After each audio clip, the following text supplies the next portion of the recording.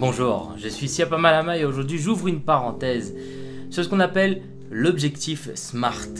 Alors l'objectif SMART, c'est une abréviation ou un sigle pour dire S-M-A-R-T, pour dire significatif, mesurable, atteignable, réalisable et surtout défini dans le temps. L'objectif SMART a pour but, dans les formations que l'on propose, de permettre aux personnes qui veulent l'utiliser, qui doivent l'utiliser entre parenthèses, de la parenthèse, pouvoir définir un objectif qui est concrètement possible, puisqu'il doit être significatif. Significatif, ça veut dire que ça doit être un objectif qui peut et qui doit être grand et qui doit nécessairement demander des aptitudes ou un développement de votre personne et de vos aptitudes à le faire. Et puis il y a mesurable. Parce qu'un objectif qui n'est pas mesurable n'est pas un objectif, c'est juste un souhait. C'est pas un rêve. Je reviendrai sur la définition du rêve dans un instant, mais ce n'est pas un rêve, c'est un souhait. Quand on souhaite obtenir de l'argent, quand on souhaite obtenir un meilleur poste, quand on souhaite obtenir quelque chose et qu'on n'est pas précis dans ce qu'on veut dire, on n'est pas dans une demande particulière, on ne peut pas en fait réaliser cet objectif. La troisième chose, c'est atteignable.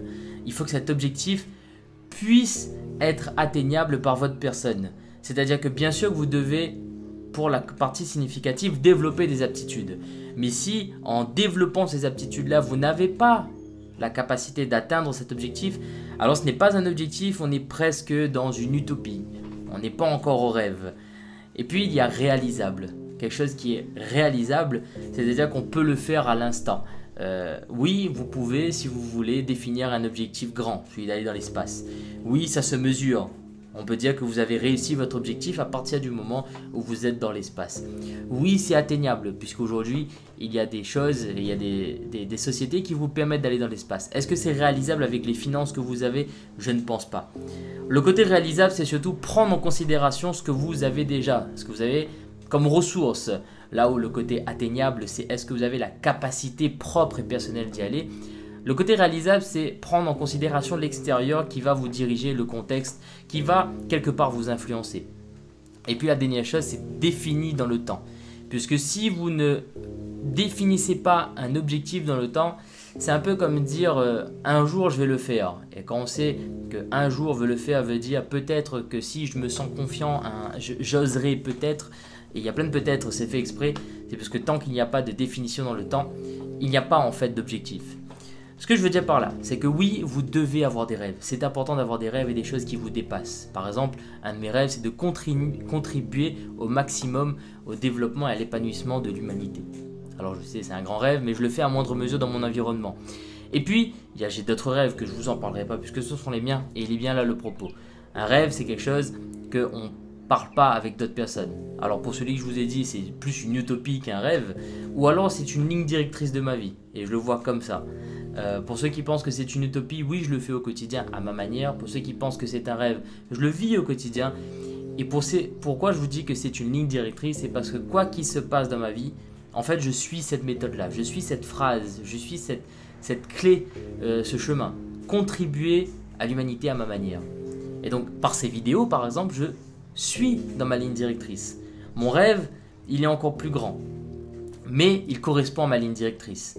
Une utopie aussi que j'ai, qui dépasse encore mon rêve et qui me dit qu'un jour peut-être je le ferai.